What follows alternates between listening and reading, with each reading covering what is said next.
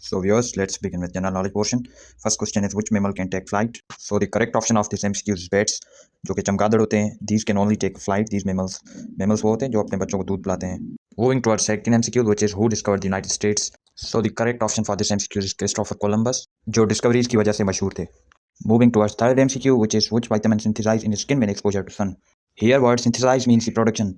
किस विटामिन की प्रोडक्शन होती है जब सनलाइट स्किन से एक्सपोज होती है, स्किन के साथ टच होती है, तो vitamin D is the right option. बढ़ते हैं फोर्थ एमसीक्यूज की तरफ जो है 100 years war was fought between. Options में यूएस, कनाडा, ऑस्ट्रिया और हंगरी, फ्रांस, इंग्लैंड या इंडिया वर्सेस पाकिस्तान.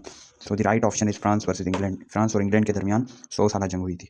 हमारा फिफ्थ एमसीक्यू है world war one ended in which year? So 1914, 18 या 22 या 26. तो राइट ऑप्शन 1918 है, 1918 में खत्म हुई थी.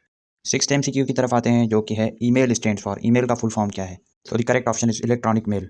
सेवन्थ एमसीक्यू में पूछा गया world's biggest coffee producing country कौन सा है? So that is Brazil.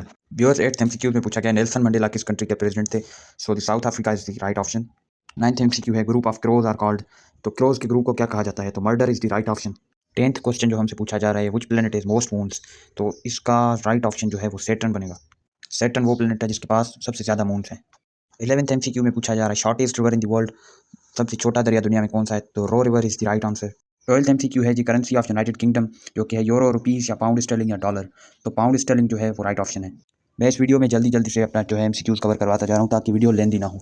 लेकिन अगर आपको कुछ समझ नहीं आ रही, आप स्क्रीनशॉट ले सकते हैं या मुझसे मेरे व्हाट्सएप पे कांटेक्ट करके कंप्लीट नोट्स बाय कर सकते हैं.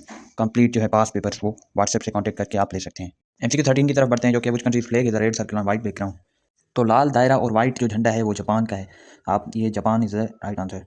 इन question 14 they are asking about the minimum age to participate in senate election. Senate election में कम से कम एज जो है वो 30 ईयर्स होनी चाहिए. 30 years is the right option. Now in question 15 they are asking about Doab, के रावी और ब्यास के बीच में जो दोब है उसका क्या नाम है? तो Bari is the correct option.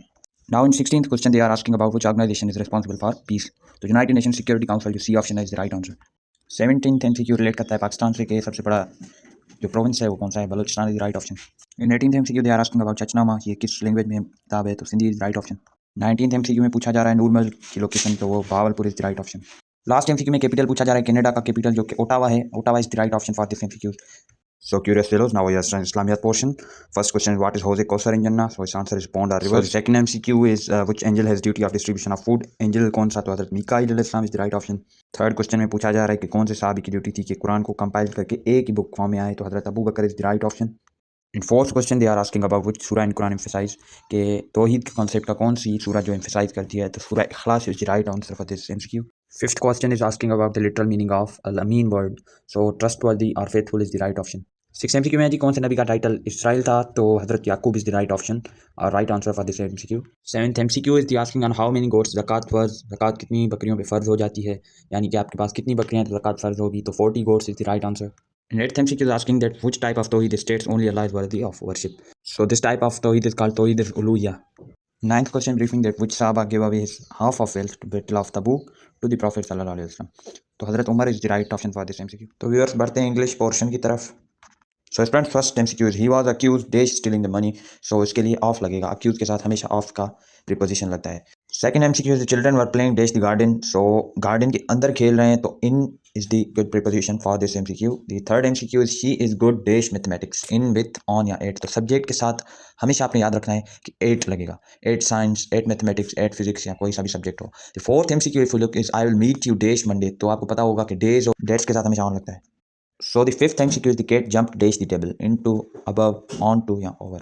तो अगर टेबल पर जंप किया है यानी कि जंप लगा के टेबल पे अगर बिल्ली बैठ गई है तो ऑन टू लगेगा, और अगर जंप ऐसे लगाए कि टेबल को क्रॉस कर जाए तो ओवर लगेगा. तो इन चीज़ों का आपने ध्यान रखना है. इन छोटी छोटी चीज़ों की वजह से प्रीपोजिशंस चेंज होते रहते हैं. तो the cat jumped onto the table. Sixth MCQ he divided cake dash 6 parts in 6 parts into 6 parts with 6 parts या टू 6 पार्ट्स. तो केक को डिवाइड किया जा रहा है तो into is the right option. तो नेक्स्ट एमसीक्यू जो हमारा आ रहा है वो आ रहा है सिंस और फॉर के लिए. They have been living here for 5 years. क्योंकि आपने जो है ग्रामर में अच्छी तरीके से पढ़ लिया होगा कि फॉर जो लगता है क्वांटिटी टाइम के लिए लगता है, यानी 5 ईयर्स 4 ईयर्स यहाँ इसके लिए हम लगाएंगे फॉर. तो सेवंथ एमसीक्यू ये हो गया फॉर. और she is fond dash music. Fond का तो आपको पता है किसी शो को तो ऑफ लगता है, fond of music. Office is closed dash Sundays. तो डेज के साथ हम ऑन लगाएंगे तो office is close on Sundays. तो tenth MCQ he was absent dash the meeting. Meeting से गायब था, फ्रॉम लगेगा से from. He was absent from the meeting, right option. 11th MCQ the book is lying on the table. Table के ऊपर पड़ा हुआ है बुक. सिनोनिम ऑफ, तो यहाँ से सिनोनिम से स्टार्ट होते हैं. एब्सोल्यूट का सिनोनिम क्या है? एब्सोल्यूट मतलब कंपलसरी जो चीज़ होती है, एब्सोल्यूट सब्जेक्ट्स भी हो सकते हैं। 13 MCQ synonym of beat is beat किसी को मारना, स्ट्राइक करना, so strike is the right option. And 14 MCQ is synonym of cease fire आजकल आपने बहुत सुना होगा। तो सीज का मतलब होता है फिनिश, किसी चीज़ को फिनिश करना, खत्म करना। तो सीज का फिनिश जो है राइट ऑप्शन होगा। So remaining last 15 MCQ synonym of agile. Agile active होता है, एक्टिव चीज़ को कहते हैं। एक्टिव लावा हो सकता है, एक्टिव कोई इंसान हो सकता है जो फुर्ती दिखाता हो। तो सिनोनिम ऑफ एरोगेंट मगरूर, मगरूर का आप डॉगमेटिक भी कह सकते हैं उसको। Dogmatic is the right option. Antonym of abundant, abundant जो ज़्यादा चीज़ हो उसको स्कैर्स कह सकते हैं आप, स्कैर्स। तो वो जो चीज़ कम होती है। एक्सपेंड का अपोजिट क्या है? अपोजिट और एंटोनिम बात एक ही है, तो इसका एक्सपेंड का श्रिंक होता है, बायो टर्म है, बायो में भी आपने पढ़ा होगा। ऑर्डिनरी है अपोजिट ऑफ ऑर्डिनरी, आम सा जो एक इंसान होता है। एक्स्ट्रा ऑर्डिनरी खास बंदा होता है, तो एक्स्ट्रा ऑर्डिनरी राइट ऑप्शन होगा। And finally we have last MCQ antonym of fragile. Fragile का एंटोनिम क्या होगा? फ्रिजाइल नाजुक चीज़ को कहते हैं, तो इसका स्टडी जो होता है राइट ऑप्शन है। स्टडी मजबूत चीज़ को कहते हैं, ये मजबूत इंसान भी हो सकता है, फ्रिजाइल नाजुक इंसान हो सकता है। जैसे फ्रिजाइल का जो एंटोनिम है वो study. So viewers, if actually this video is helpful for you, then like my video and subscribe my channel. This was my first video in which I covered the Islamiyat, general knowledge and English portion. So for more parts, kindly like my video and comment, keep commenting. Thank you guys.